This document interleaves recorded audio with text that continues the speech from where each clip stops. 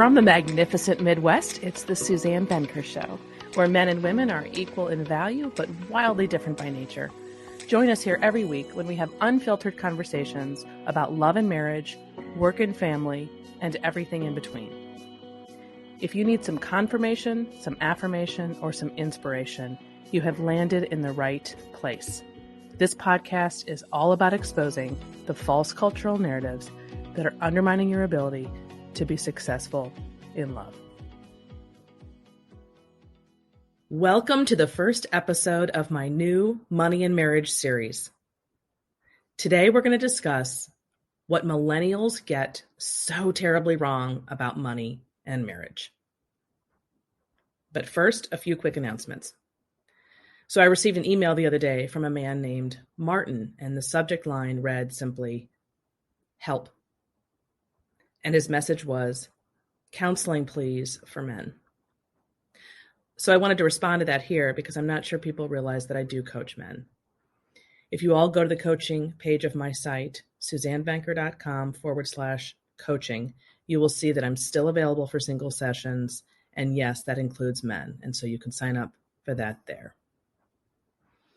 Also, if you'd like to become a subscriber to the Suzanne Venker Show and get all the free goodies that come along with that, you can do that at suzannevenker.com/podcast. Essentially, you can do everything at suzannevenker.com. It's like one-stop shopping. You can even get in touch with me there on the contact page. Or if you prefer, you can simply reach me at suzanne@thesuzannevenkershow.com. Finally, for those of you who don't know, we have a Facebook fan page for listeners of the Suzanne Venker Show. So if you'd like to commiserate with other listeners, you can do that by joining our group on Facebook. Just type in the Suzanne Venker Show private group, in the search bar up there of Facebook, and it should come right up. And now on with the show. According to a 2021 Fidelity Investments Survey, 1 in 5 couples aged 25 and older who were either married or in a relationship identify money as their greatest relationship challenge. To address this, the Wall Street Journal had an entire spread in their paper recently about how modern couples handle money. And I found myself shaking my head at the way this generation thinks. Of course, money conflicts are evident in every generation, but for a whole host of reasons, millennials have ushered in a new way of looking at money and marriage that is strikingly different from any other generation in history. This is in part why I decided to include a money and marriage series on this program, where I will occasionally tackle a specific subject related to money with the intent of helping people move forward with their finances and their relationships rather than be held back, which, from what I can tell, is exactly what's happening with countless millennials today. In fact, if you ask the average unmarried millennial why he or she isn't married, the number one answer you'll hear is that they can't afford it. One study by Credit Karma showed that over 50% of millennials don't want to get married, quote unquote, until their finances are in order. This survey also showed that millennials value maintaining financial independence once they're paired up. Almost 2/3, 62%, keep at least one separate bank account while in a relationship, and many think this keeps their relationship alive. There's so much to unpack here that I can't possibly address it all in one episode. So in the coming months, I have episodes planned on topics such as why we think about and handle money the way we do, how to get on the same page with your spouse about money, when to share your financials with a boyfriend or girlfriend, how to deal with student debt, how to adapt to a smaller income, and much more. So be on the lookout for that. For today, I want to focus on what the research shows to be true and what I believe with every fiber of my being is the single best insurance for any marriage to thrive. And that is to be a team in every possible way, especially with money. So what does it mean to be a team when you're married? What does that actually look like? Well, to begin with, it means there's no such thing as his and hers or mine and yours. There are only two pronouns married people should be using if they want to build wealth and if they want their marriage to thrive. We and ours. Now stay with me here, because I'm not suggesting that there can't or there shouldn't be monies set aside for each partner to have some agency. But there is a way to do that while still being a team, and we'll talk about that. The essence of being a team simply means that all major decisions are made together and that no one's hiding anything from their partner or acting independently of their partner or spouse, I should say spouse, when it comes to finances. Because that's the other problem, is that people are, when you say partner, it's like, are you married or are you not married? Because you shouldn't really be combining finances anyway if you're not married. Combining finances is a marital thing. So I want to make that distinction, even though millennials don't.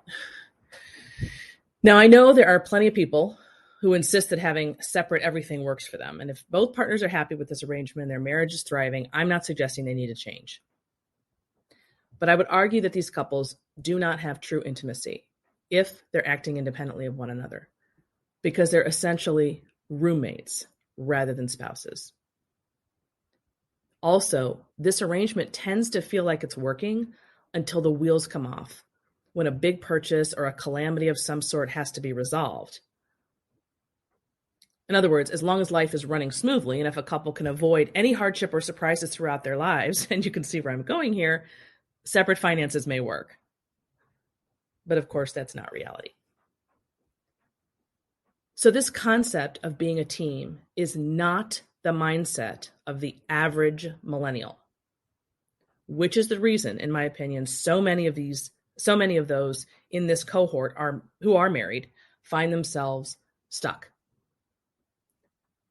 And once again, any of this information I'm going to talk about today will apply to anyone of any age or generation. I'm just simply choosing to focus on millennials. So if you happen to be in your 50s or 60s and this applies to you, then wonderful, then it still applies. To give you an example of a millennial mindset, I'm going to play a clip in a moment from a podcast called Money Confidential, which is sponsored by Real Simple magazine. It's from February 7th. It's called I Make More Money Than My Boyfriend. How Can We Be Financial Equals? If you wanted to look that up when we're done here. So this person the host of the program interviews this woman named Charlotte, who's 26 and lives in Chicago, and she and her boyfriend live together. But before I play these clips, I want to note a few examples from the podcast that are typical, or from this episode rather, of this podcast, that are typical of the millennial mindset. This woman, Charlotte, is not an anomaly. She's the norm.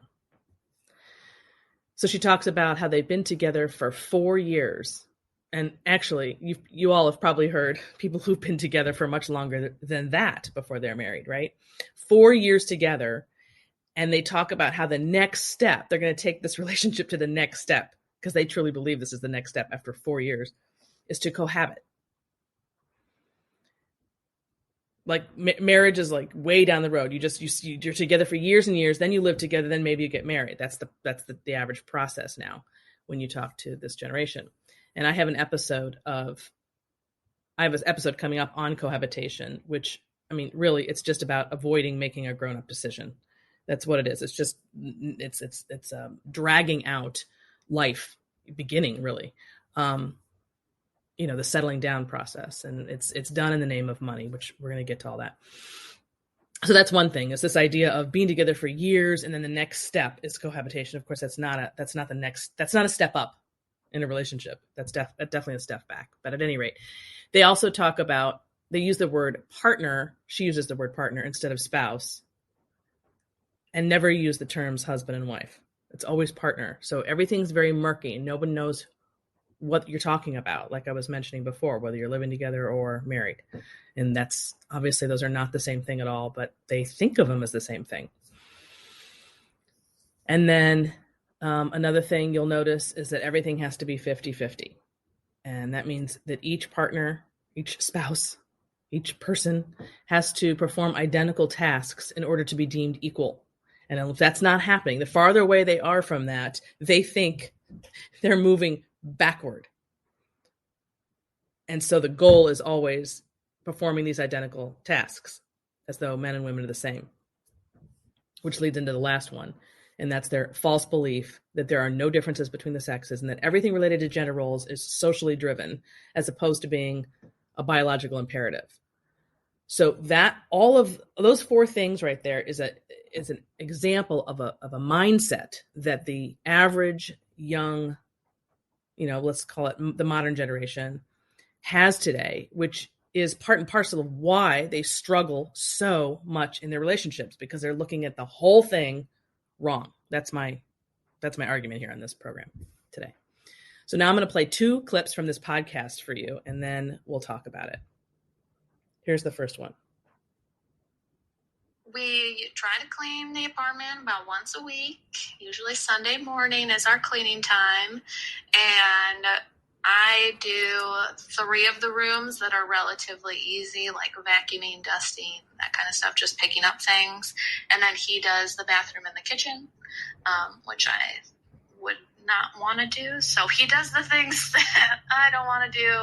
And other things, like we'll split off each week. Like I'll pay for groceries, and then one week he'll pay for groceries, and we'll go back and forth on that. Okay, that's the first one. Okay, and here's the second clip.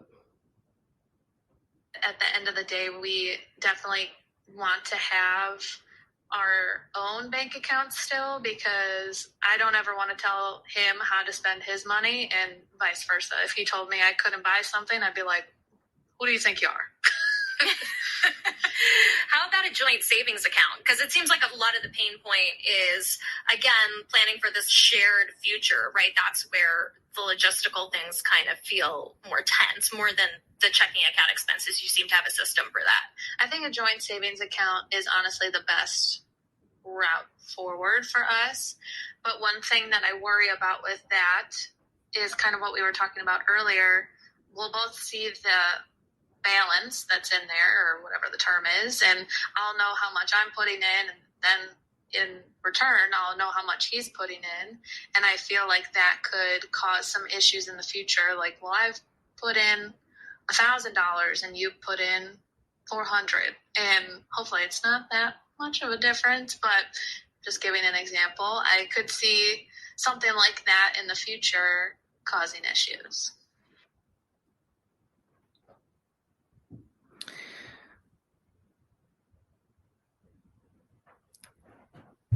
Okay, so the first thing that you can see there, of course, is the pronouns. His money and her money. Of course, they're not married yet, so technically they really shouldn't be caught, talking in terms of our yet. But it's not going to change when they get married, let's face it.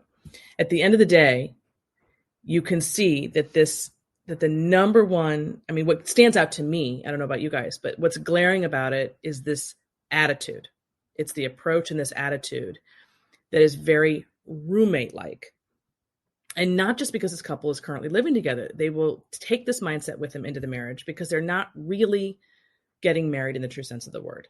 That's what so often happens when you've been together for years and then you live together and then you kind of fold into getting married. More often than not, that marriage is coming about for the purpose of legitimizing the children they're about to have, or in some cases that they already have. But then they continue to live like roommates. So I really think that marriage to this group, and again, when I'm talking about this group, I'm generalizing. Obviously, there are exceptions to the rule. So there are plenty of millennials who do not think like this. I'm just talking about general attitudinal trends and how striking it is. Their reasons for getting married are really very much based in just having a mom and dad for the children they're about to have or that they already have, because they do things backwards so often. And so I guess we should be glad about that at least their mindset is still, oh yeah, children need a mom and a dad. But of course, you're not really thinking about, again, it's just a structure for the kids. It's not about marriage and what it means and getting out of that roommate mentality. This is what 50 years of feminism has done. It started with this whole roommatey, competitive, independent-minded mindset. It started with the mentality of pitting men and women against each other, and then it morphed into an obliteration of any distinctive roles because those are supposedly bad, to a lifestyle in which both parents become permanent year-round breadwinners, which then implodes the natural biological dance that occurs between a man and a woman once children come along. In fact, that's when these couples who believe this garbage about men and women being the same get into trouble, because they act as though the presence of children isn't going to change the entire game, which of course it does. That's when sex differences become blindingly obvious. Now, to be fair to millennials, no one told them that this is what happens once children come along. So they've mapped out a life, as I talked about last week on this podcast, as though this isn't the case, and then find themselves stuck down the road when, for example, the mother isn't responding to breadwinning the same way the father is. He's emboldened to earn on behalf of his family, but she's taxed when trying to do this same thing while caring for an infant. And that's when the resentment sets in. But what I find most striking with these couples, like the one, or millennials, like the one I just played for you, is the childishness and the selfishness they exhibit, which again goes back to what I was saying last week in my episode on the ideal age to marry. Because from my vantage point, the average 30-something today who's married does not at all have the maturity or the mindset that's needed to make marriage work. They're not any different in their 30s than they were in their 20s, mindset-wise. So the idea that waiting until one's 30s today is somehow an automatic panacea for a better marriage is just bogus. But let's go back to the clip that I just played. So let's start with the bathroom and the kitchen versus the other rooms. What the hell is that? What is that? This woman, Charlotte, doesn't even see the shocking unfairness of this arrangement because she's not on the receiving end of it. If it were turned around, this would be a cause for, if you read about this all the time, women who are complaining about they're going to divorce their husbands because of the childcare and household chores are all unfair or whatever. If it were turned around and she was the one doing the kitchens and the bathrooms as opposed to just dusting and vacuuming, this would be cause for divorce because she's doing the heavy lifting. But somehow when he does it, it's perfectly normal and fair. Like no connection there in her brain. And of course, he's just as much to blame for accepting this arrangement, if indeed he does, which of course we didn't hear from him, so we don't know. And then later she says this, which is really interesting. I didn't play this clip for you, but she said, I'm saving more than he is for the wedding because I earn more. I want to say that I'm better than this, but it will probably come back to some backhanded comment, end quote. Now, this is interesting because she's saying that she knows that it's wrong to make backhanded comments about the fact that she earns more. And she actually says she needs tips for how not to do this because it just happens. It just sort of comes out of her, which is proof that it's a natural reaction for a woman to be resentful when she out-earns her man. A husband who earns more than his wife is not going to feel this same resentment. If anything, he's going to feel bigger, stronger, happier, more grounded in who he is and on his value as a husband and as a father. Now, it's true that some millennial men don't react this way because they too have been conditioned to reject their own biological propensities. And as a result, they want, and some of them want and expect their wives to earn. But that's a very new phenomenon, very new. And it's another episode altogether. I can't get into it here, but it is very, very new. Most men are not that way, and certainly we're not in the past. So I created this episode on the heels of a new study in the Journal of Personality and Social Psychology that just came out this year. It was called Pooling, Finances, and Relationship Satisfaction. Its conclusion was that couples who pool all of their money compared to couples who keep some or all of their money separate experience greater relationship satisfaction and are less likely to break up. So notice it's not specific to, it doesn't necessarily mean you'll get divorced. You can stay married and not have a good marriage, right? And be on opposite ends of just sort of going through the motions like roommates, like I said. And then you can also divorce. There's two different ways of, having a reaction. Once again, I want to stress that this does not have to mean couples can't have their own spending money, and actually they should. But those monies can be woven into the budget where both people know how much is being spent, even if they don't know every detail of what the money is being spent on.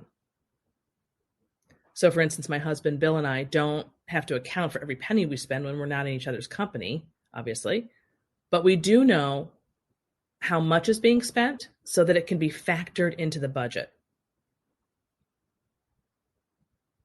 This gets into the topic of budgets, which is not something every couple does. So I'm going to do a whole episode exclusively on this very soon. But back to this new study. So baby boomers are most likely to have only joint accounts with 49%, followed by Gen Xers, that's me, with 48%. So boomers and Xers are basically the same, versus just 31% of millennials. Basically 50 to 30.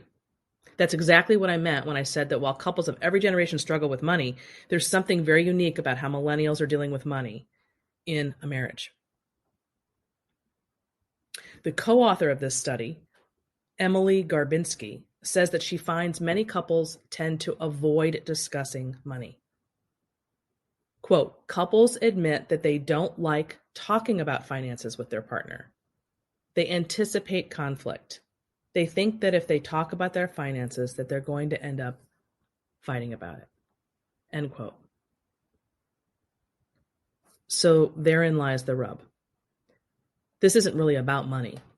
This is about conflict and conflict avoidance and dealing with life head on instead of hiding from it. Conflict avoidance, no matter what the topic is, but certainly with money, will absolutely, 100%, no question about it, ruin your relationship. You have to be able to have hard conversations if you're married. You have to be able to have hard conversations at all, period, whether you're single or married. But this is especially true when you're married. So essentially what these couples are doing in this generation is they're avoiding addressing their anxiety and their fears about money. Because when you won't come to the money table, that's what you're avoiding. It's what that math in front of you represents, what it says about you, what it means for your life, how it meshes or doesn't mesh with your spouses. So whenever an issue comes out that's money related, they're essentially putting a Band-Aid on it rather than getting to the actual wound, which for many of them is fear. I mean, keep in mind, this is the generation who are products of divorce. They have not seen how to handle conflict properly or well. So they avoid it altogether because that's easier, right? It's easier than having a screaming match. And of course, you shouldn't have a screaming match. But fights are inevitable when you're working through, well, first of all, when you're just going through life in a marriage, but when you're working through anything related to money. So they don't have, and that's not to say that only children of divorce don't, suffer from this. There are plenty of people whose parents were married who did not model how to handle money properly. And they stayed married. They just didn't, there's a whole lot to this. There's just, as you can see where I'm going, there's just a lot with this. I did an episode a while back on the book, Know Yourself, Know Your Money by Rachel Cruz, which I highly recommend if you don't know about it. It's essentially exactly what I'm talking about. It's about why you think about and why you handle money the way you do, going back to what you learned about money growing up and how that mindset is likely still with you today and how you can begin to think and behave differently in a way that will move you forward rather than hold you back. So it's very, very, very, I highly recommend this book for everybody. But you can't move forward if you're avoiding talking about it at all. All you're doing is you're on autopilot, trying to dodge. It's like walking through life, trying to dodge all the things that are coming at you instead of grabbing them and dealing with them head on. And that's where the true intimacy lies in your relationship, is facing those demons, both people, and ironing them out and working through them to come to a happy place. And it's, I think people are just they think that they're making it worse by addressing it, when in fact, all they're doing is essentially trying to push a ball down under the water and hold it there as long as possible. But it always comes up. Always. So it's always there. And until you address it, you're going to live with it. So being quiet and avoiding the conflict isn't making it go away. So staying married and having true intimacy with your partner, which all begins with the money, because there's so much wrapped up in it, are two different things.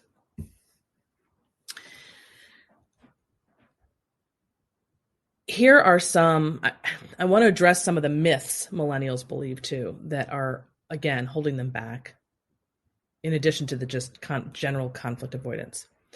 The group of women in particular in this generation is utterly clueless about male nature. I mean, clueless. Because they've been raised on a steady diet of equality, they genuinely believe that men and women are the same in their desires and in their reactions to things. So, for example, Charlotte spoke about her man having a quote-unquote financial burden that's unfair because it puts pressure on him to make it happen, when in reality, she says, quote, "It's both of us who need to make it happen," end quote. Okay, first of all, no, it's not up to both of you to make it happen. Not once children come along. The average husband does not view earning as a financial burden. He wants to do that. That's what emboldens him. It is true that for some millennial men, they don't view it that way because they've gotten used to this new world we've created where the expectations are so high. And they've been sort of groomed to believe that women are supposed to be working year-round and full-time throughout their lives, just like men, kids or no kids. And of course, that's unfortunate, because there's a lot of women who are struggling with men who think they're supposed to work when they have children, and they can't find men who don't think that way. So I don't know what the numbers are on that. There's no question that that's happening. But my point is that that's brand new. Like I said before, this is, it sort of goes back to what Dennis Prager was saying on my bonus episode, if you all caught that, about how a left-wing thought and ideology actually has the power to overturn human nature, at least temporarily, or at least until someone forces it back into its proper spot. At any rate, so the point is that men and women are not viewing earning once they have children in the same way. Yes, it's true that if a man marries a woman whose demands for a fancy lifestyle are great, he's going to feel burdened. But for most generations, having children until recently meant curbing one's lifestyle to accommodate this new reality. And a grounded, purpose-driven man, good man, will welcome that. It's true that living on one income is unquestionably harder today. I don't deny that. My point is that there's a way to make allowances for this in advance so that living on one income temporarily is doable. In fact, I would argue that that's exactly what couples learned in COVID, that they can survive on one income temporarily if they have to. And the average man will want to be able to provide this for his wife and kids. Men and women are not the same, as Charlotte suggested. Not being employed is psychologically harder for men than it is for women. I don't know if you guys are Downton Abbey fans like I am. I've watched it a million times. If you have, you know who Branson is. And he said in one episode, quote, "It can be hard for women to understand that a man is what he does, to himself anyway," end quote. And, there's two ways of looking at that. Some people will say, well, that was back in the 1900s. But that's just it. Human nature does not change because society does. You either understand that or you don't. And so if you do understand that, you're going to be able to move forward with the changes much more easily. If you don't understand that, you're going to struggle. The reason women like Charlotte call it a financial burden for men is because it's a financial burden for the women once a child is thrown into the mix. These women view men and women as interchangeable, and this is where they get into trouble. They don't value or even see the massive differences between the sexes, so their marriages and relationships are strained. They have no idea how hard they're making the whole thing. So back to money. Here are the top things millennials say they want to achieve before they get married in order of importance. And again, you'll notice they're all money related. 1, make a higher salary. 2, pay down loans or other debt. 3, pay down credit card debt. 4, save or earn enough to live on their own. 5, save enough to buy a house. These are all things that they want to achieve before they get married. Now, this could take 20 years to do all these things, right? You can see how money is at the forefront of millennials' minds in a way that was not the case for any other generation before them. In my day, money was not the sole factor in mapping out a life. It was just one piece of the puzzle. There's so much more to life than just, or to mapping out a life and to living life than to just dealing with your money. Yes, life is expensive today, but salaries are also considerably higher. It's not how much a couple earns or how expensive things are as much as it is about the choices one makes. Making a lot of money does not necessarily equate to being wealthy. Not at all. It's not what you earn, but what you do with it that determines that. If you choose to go into debt to go to college, for example, because you chose a school you couldn't afford, that's going to have a domino effect in your life for years to come, including your love life, as evidenced by what millennials just said they need to do before they can get married. And if you choose to marry someone who has debt, and you consider that debt exclusively his or hers and not yours, even though you're married, once again, you're going to experience a domino effect on your relationship that's not going to propel you forward because you're not working as a team. All of which brings me back to the point of this podcast. The only way to win with marriage, to have it go the distance and to have it be happy, is to be a team in every possible way, especially with money. Financial intimacy is a thing. It's real. We don't hear a lot about it, but it's a thing. The only way to achieve it, though, is to understand that two people don't have to engage in the same tasks in order to be on the same team. The roles can be different at different stages of your life, while the goal is the same. So you'll remember Charlotte talking about how when she and her boyfriend get married, she will notice how much she deposits in their account if it's joint compared to how much her husband deposits. This, ladies and gentlemen, is the new age marriage, and it's the reason why it doesn't work. That is not how marriage is designed to work.